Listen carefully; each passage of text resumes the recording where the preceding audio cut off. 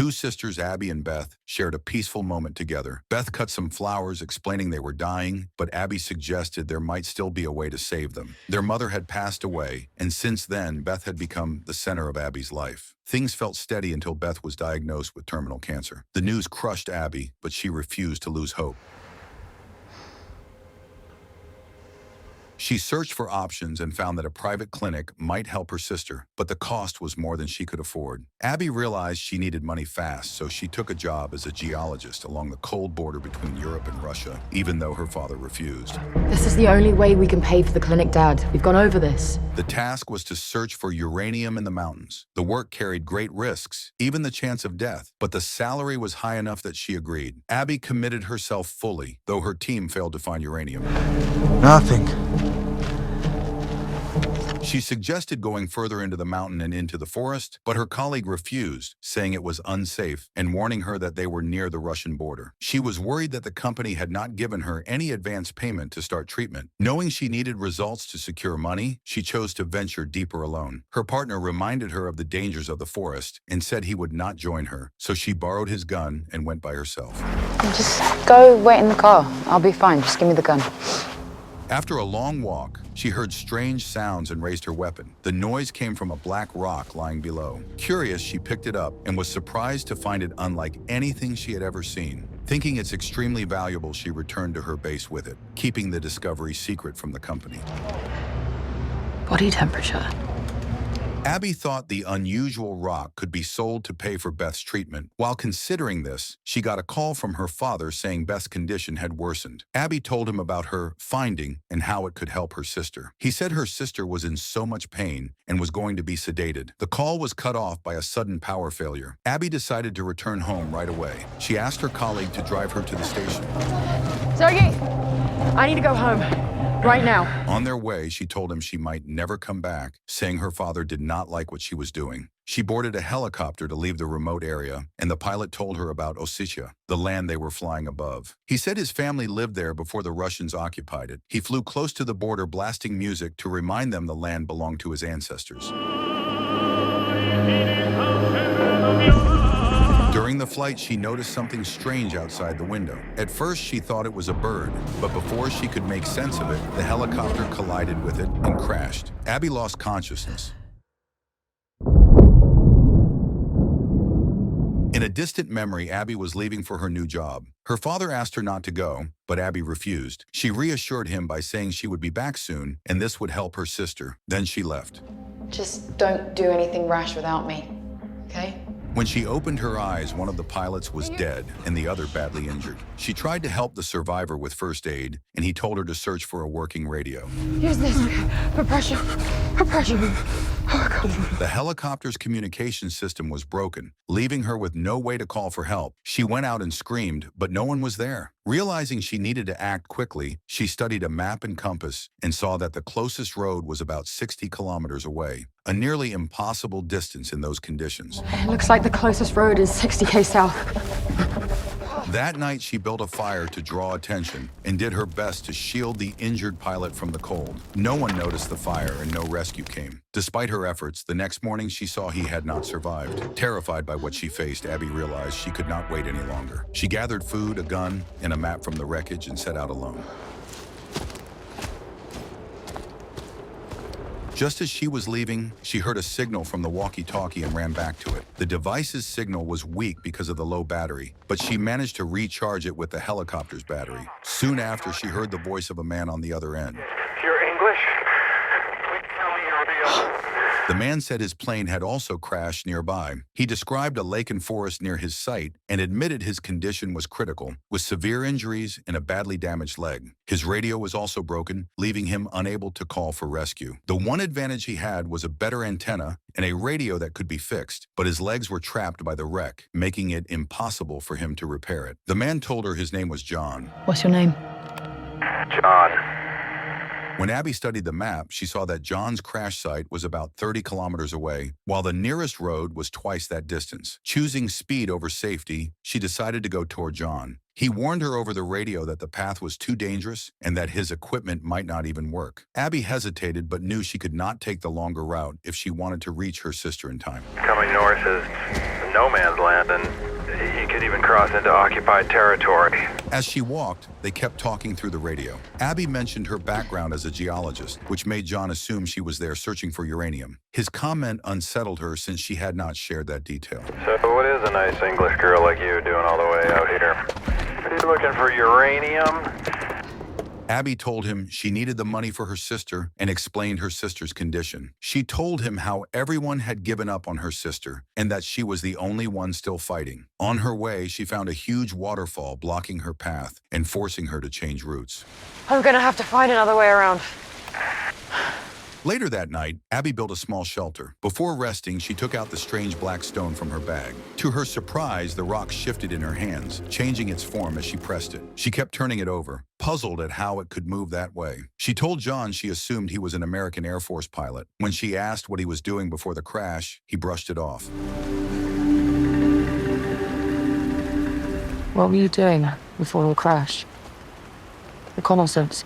In the morning, she continued her journey across the snowy land. John tried to keep speaking to her on the radio, but she stopped him, worried that too much talk would drain the battery. She turned her focus back to the path ahead. Soon, she reached a steep hill that looked nearly impossible to climb. Doubt weighed on her, and she admitted the struggle to John. He told her she could not save everyone, and that she needed to accept limits. Abby grew upset at his words and demanded encouragement instead of warnings. I need you to tell me that I will pull through this.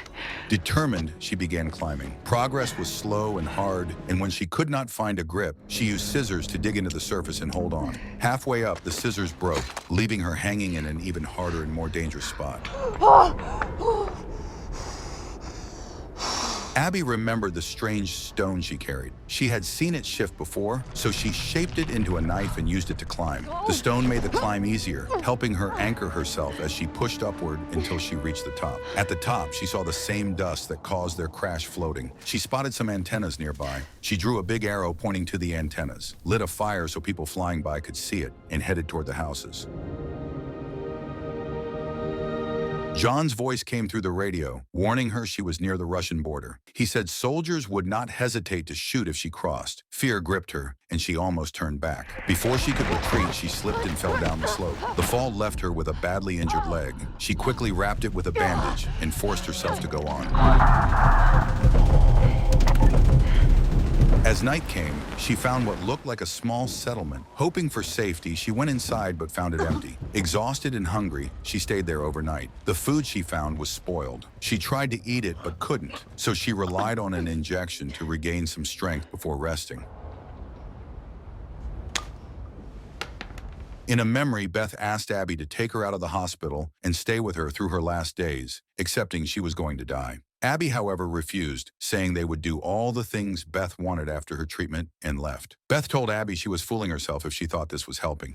Whatever you tell yourself, please don't fool yourself into thinking you're doing this for me. The next morning, noises outside woke her, and she spotted a Russian soldier nearby. Panic struck as she thought about being captured. She hid quickly, but the soldier grew suspicious and followed her inside. Abby had her gun ready, and when he stepped into view, she raised it. He aimed his weapon at her too, and in the chaos, a shot went off, hitting his leg. Shaken, Abby took his rifle and searched his bag for supplies.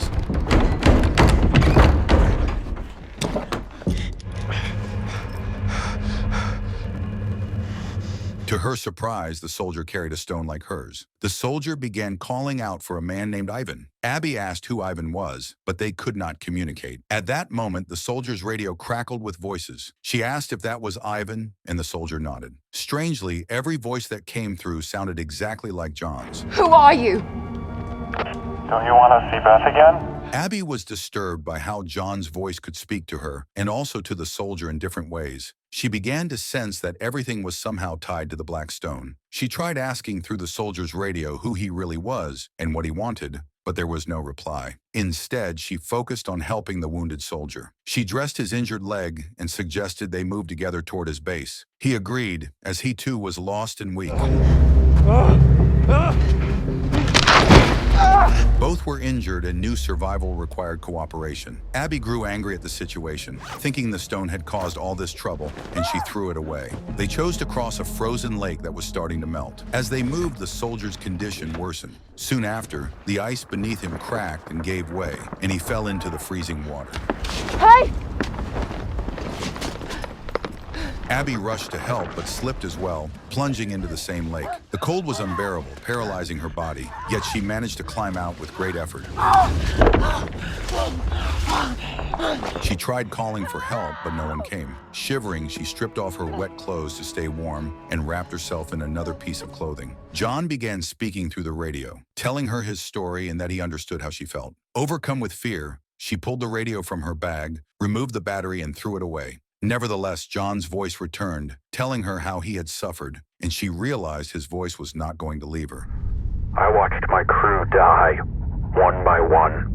Exhausted and barely able to move, Abby collapsed and slept. Dreams of her sister filled her mind, memories of the happy times they had shared. A sudden noise woke her, the sound of a helicopter overhead. Hope rose inside her, and she struggled to her feet, trying to make herself seen, but she was too weak to signal. Her body gave in. In her dazed state, she heard her sister calling for help, then lost all strength. She fell unconscious and slid into a pit.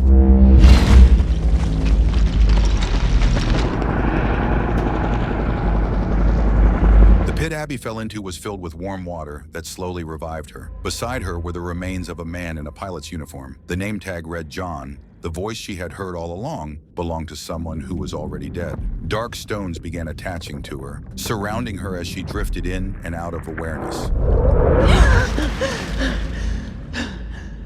When she opened her eyes, she was somewhere else. She found herself in a strange place where countless black stones floated in the air. John's voice returned, saying he had arrived there 65 years earlier, trapped just as she was now. She learned that the helicopter crash was no accident and that the stones had caused it. Why did you lure me here? From the moment you decided to pick up that fragment.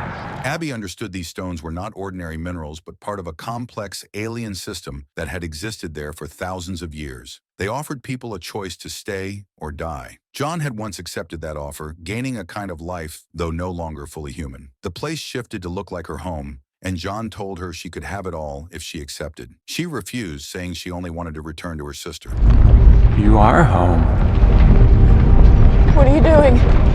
Abby saw her sister standing outside, and the moment she reached out to touch her, everything shifted. She suddenly found herself lying on the couch in her home, as if life had returned to normal. Overcome with emotion, she rushed to her sister and embraced her tightly, telling her how grateful she was to still have her. For a brief moment, she believed all her struggles were finally behind her. I have been fighting so hard to get back here.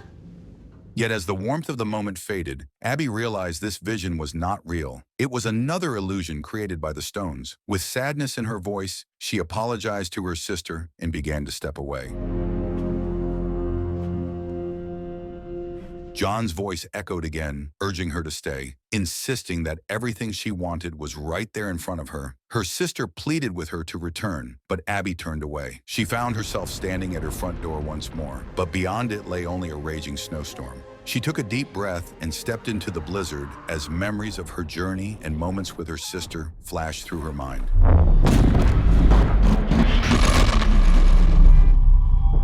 The next time she opened her eyes, Abby was in a home she did not recognize. A man explained that she had been rescued and was now recovering after being taken to a hospital. She asked the man if the others had been found, but he told her she was the only survivor. Still shaken, Abby insisted on returning to her own home.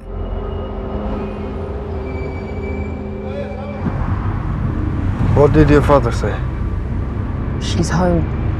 When she arrived, she was confronted with the sight she had feared most. Her sister was lying weak, nearing the end of her life. Their father was distraught, unable to bear the thought of losing another loved one. He told Abby that he had survived their mother's death because of his daughters, but this pain was far heavier to carry. I can't bear it.